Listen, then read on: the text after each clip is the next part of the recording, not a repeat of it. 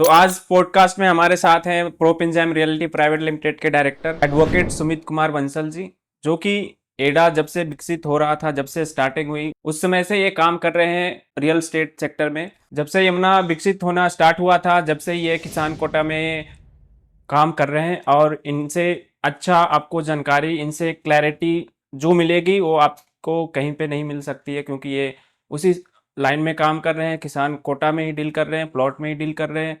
तो आज हम चलते हैं, इनसे जानकारी लेते हैं कि किसान कोटा होता क्या है और आपको इसमें क्या क्या चीजें जो है वो आपको ध्यान में रखनी चाहिए किसान कोटा प्लॉट लेने से पहले। सुमित जी, आप पहले बताइए कि ये किसान कोटा होता क्या है। देखिए सतीश जी, सबसे पहले तो मैं धन्यवाद करना चाहूँगा कि आपने मुझे ये अवसर दिया है कि मैं सभी लोगों को ये बता पाऊँ कि यमुना औद्योगिक विकास प्राधिकरण के अंदर जो किसान कोटा है वो होता क्या है, किस श्रेणी का है, कौन से प्लॉट होते हैं, इसकी क्या प्रक्रिया है रजिस्ट्री की, और कैसे हम इस पे वर्क करते हैं।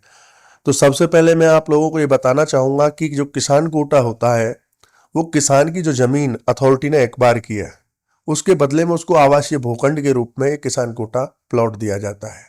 जो 7%, अब मैं परसेंटेज की अगर बात करूं, ग्रेटर नोएडा में नोएडा में पहले 5 था, ग्रेटर नोएडा में जब आया तो 6 हुआ, 6 के बाद कोर्ट के माध्यम से 4% और बढ़ गया, तो वहां कुछ किसानों को 10 मिला है, कुछ का मामला अभी विचाराधीन है। सारे ही साइज के प्लॉट वहां पर वर्तमान में वहां पे मेरे हिसाब से 10% के आसपास में वहां कंप्लीशन हो चुके हैं, कई फैक्ट्री हैं और कई मकान वहां बन चुके हैं। लाइट वहां है, पानी वहां है, सीवर वगैरह, रोड वगैरह की स्थिति बहुत अच्छी है। अगर मैं रेट की बात करूं तो यहाँ का सर्किल रेट जो होता है वो 7500 रुपए मीटर होता है, और मार्केट की अगर रेट मैं बात करता हूं तो 120 मीटर प्लॉट का रेट जो होगा वो 70,000 के आसपास होगा। वहां लगभग मुझे उम्मीद है कि शायद आने वाले 1 महीने में 10% के आसपास, 8% के आसपास रजिस्ट्री हो जाएंगी। एक मैं लोकेशन की बात करता हूँ, सेक्टर 20 नीलोनी है, वहां पर रजिस्ट्रियां चल रही हैं।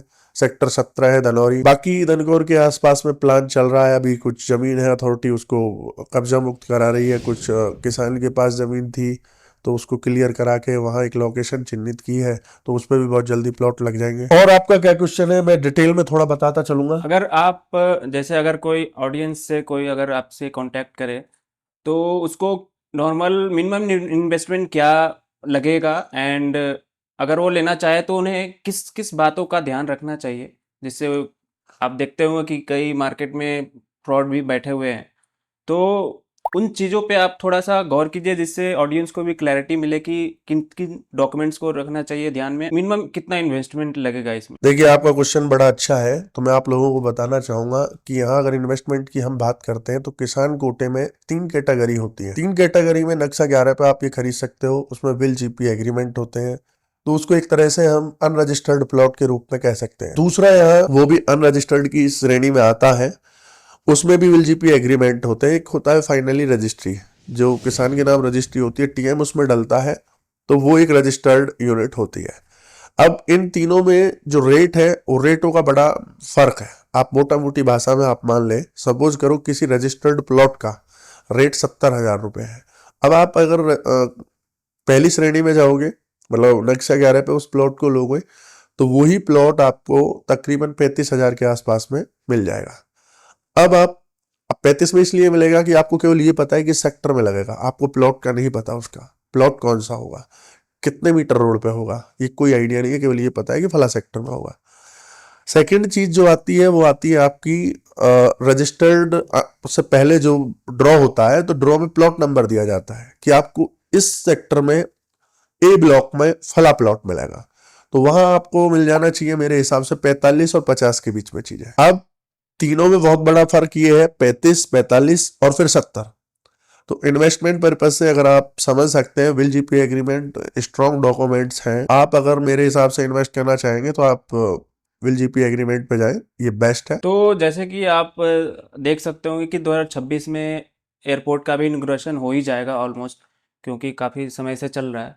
तो क्या लगता है कि ये किसान कोटा में अगर कोई जा रहे हैं तो उनको कितना अप्रिसिएशन मिल सकता है? अभी है इसमें गुंजाइश कि आप अगर कोई प्लॉट में इन्वेस्ट करे अभी किसान कोटा में तो प्रॉफिट इसमें कमा पाएगा, या फिर डेवलपर के साथ जाए? इसको डिफरेंशिएट, थोड़ा सा डिफरेंशिएट कीजिए कि कैसे, मतलब। देखिए आपकी बात ये है, इस बात का जवाब कि देखो 1 लाख तक के जो रेट है वो किसान कोटे में 1 लाख तक कोई दिक्कत नहीं है आने वाले 1 से 1.5 साल में। अच्छा। रजिस्टर्ड यूनिट की मैं बात कर रहा हूँ।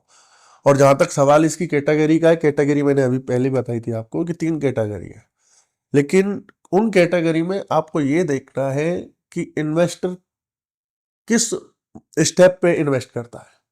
मैंने बताया मुझे बेस्ट लगता है कि 35,000 पे इन्वेस्ट करो, आप इसका 4 गुना आने वाले 2 साल में लगभग सभी प्लॉटों की रजिस्ट्री हो जानी है। तो मुझे लगता है कि वहां आप किसान कोटे में नक्शा 11 पे इन्वेस्ट करो और बाकी आने वाली 2 या 3 साल में आपको लगभग 3 से 4 गुना मिलेगा। जैसा कि इन्होंने बताया कि अगर आपका बजट छोटा भी है तो आप वहां से स्टार्ट कर सकते हैं, जैसे कि आपके पास ऑप्शन है, किसान कोटा भी ऑप्शन है।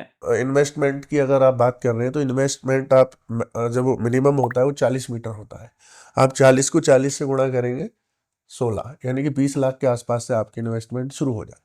क्योंकि बहुत बढ़िया हो। पॉडकास्ट को लंबा ना खींचते हुए हम आपकी एक पर्सनल राय जानना चाहेंगे कि लास्ट में आप क्या राय देना चाहेंगे ऑडियंस को कि जिससे वो आगे और भी सही डिसीजन ले पाए इस क्षेत्र में अगर इन्वेस्टमेंट, क्योंकि उनका एक कमाई का पैसा होता है, एक उन्होंने मेहनत से कमाया हुआ पैसा होता है और उसको इन्वेस्ट कर रहे हैं, तो आपकी पर्सनल राय क्या होगी सारी ऑडियंस को जो देख रहे हैं? देखिए मेरी पर्सनल राय ये होगी, अभी जनवरी में मुझे लगता है माननीय मुख्यमंत्री जी ने भी अभी घोषणा की है कि जनवरी में अंततः जेवर एयरपोर्ट का उद्घाटन हो जाएगा। तो सभी साथियों से मैं ये कहना चाहूंगा, इस प्लॉट की सबसे बड़ी खासियत ये है, आप अभी कमर्शियल जाओगे या रेजिडेंस जाओ आपको 2 लाइनें मिलती हैं, लेकिन ये प्लॉट ऐसा है कि आप 50-50% इसमें वर्क कर सकते हो, आप मकान भी बना सकते हो, व्यवसाय कर सकते हो, उसी में रह भी सकते हो। तो मैं सभी को ये कहना चाहूंगा कि बहुत बड़ी और बहुत अच्छी इन्वेस्टमेंट है और इसमें देरी ना करके जल्द से जल्द आप इसमें इन्वेस्ट करें, बहुत अच्छी इन्वेस्टमेंट है।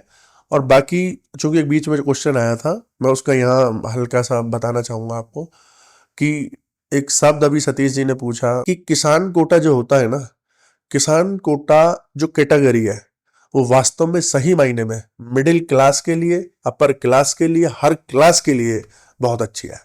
और मैं आपको एक और जानकारी ये भी देना चाहूंगा कि इसको आप 100% कॉमर्शियल करा सकते हैं, कुछ चार्जेस होते हैं अथॉरिटी के, उनके बाईलॉज में है, तो आप पे करके उसको 100% कॉमर्शियल भी करा सकते हैं। ओके, तो कमर्शियल भी इसमें 100% करा सकते हैं? करा सकते हैं, उसका चार्जेस है तो ये अथॉरिटी का, काफ़ी उनके अच्छा बाईलॉज में है। तो काफ़ी अच्छा ऑप्शन बहुत है। अच्छा तो आज के लिए हम इतना ही रखते हैं और अगले सेशन में हम कुछ और डिस्कस करेंगे। तो आज के लिए हम अभी इतना ही रखते हैं और पॉडकास्ट को अब यहीं पे एंड करते हैं, और यहाँ तक बने रहने के लिए आपका धन्यवाद।